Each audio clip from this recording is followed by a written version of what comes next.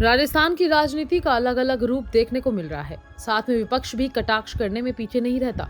जब से सचिन और गहलोत का मुद्दा उठा है, तब से हर किसी को सिर्फ एक ही बात चाहिए होती है।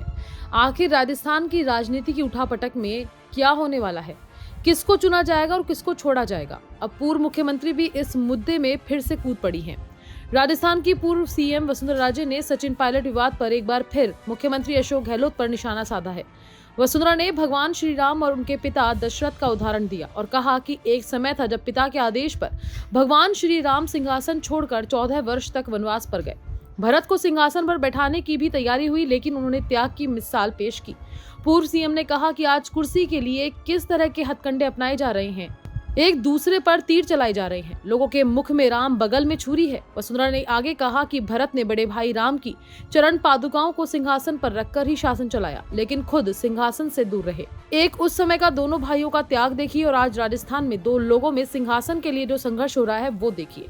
वहीं दूसरी ओर देखा जाए तो आखिर सचिन पायलट किस तरफ जा रहे हैं या उनके साथ क्या होगा, ये एक बहुत बड़ा सवाल है। राजस्थान का दौसा रविवार को सियासी गलियारों के लिए हॉट प्लेस में से एक था। सबकी निगाहें दौसा पर टिकी थी। सचिन पायलट के पिता राजेश पायलट की पुण्यतिथि थी और खबरें थी कि अपने पिता को श्रद्धांजलि अर्पित करने के बाद पायलट अपनी पार्टी का ऐलान कर सकते हैं। सचिन पायलट ने अपने पिता को श्रद्धांजलि अर्पित करने के बाद उपस्थित जनसमूह को संबोधित भी किया, लेकिन वे घोषणा नहीं हुई जिसकी चर्चा थी। यानी कि किसी भी तरह की कोई घोषणा नहीं हुई जो उनकी पार्टी से जुड़ी हो और उनकी 3 मांगों को माना गया है नहीं या उनके पद से जुड़ी हो। आखिर किस चीज के लिए पायलट फिर से रुक गए हैं? सचिन पायलट ने पूरे संबोधन के दौरान अशोक गहलोत का नाम नहीं लिया। पायलट ने भ्रष्टाचार को लेकर कहा कि राजनीति में इसके लिए कोई जगह नहीं है। उन्होंने अपने उठाए मुद्दों की चर्चा करते हुए एक तरफ से सफाई देते हुए कहा कि हमने जो मुद्दे उठाए हैं वो किसी के खिलाफ नहीं है, ये जनहित से जुड़े हैं। सचिन पायलट के लिए ये जरूरी है या कोई सियासी मजबूरी है, ये देखने वाली बात है। सचिन पायलट के लिए आगे कुआं पीछे खाई जैसी स्थिति अब बन गई है। अगर वे विधानसभा चुनाव में कांग्रेस के लिए जुटते हैं और एक बार सरकार बदलने का ट्रेंड तोड़ते हुए पार्टी जीत जाती है तो दिक्कत, हार जाती है तो भी उनके लिए दिक्कत है। मानो तो जीत की स्थिति में सेहरा गहलोत के सिर बन जाएगा।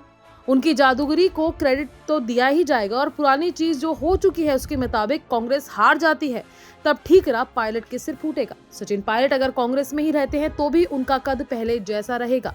इसके आसार बहुत कम है कि उनको कोई बड़ा पद दिया जाएगा। राजस्थान में हुई सियासी उथल पुथल, गहलोत सरकार पर आए संकट के बाद सचिन पायलट एक तरफ से हाशिए पर चले गए हैं।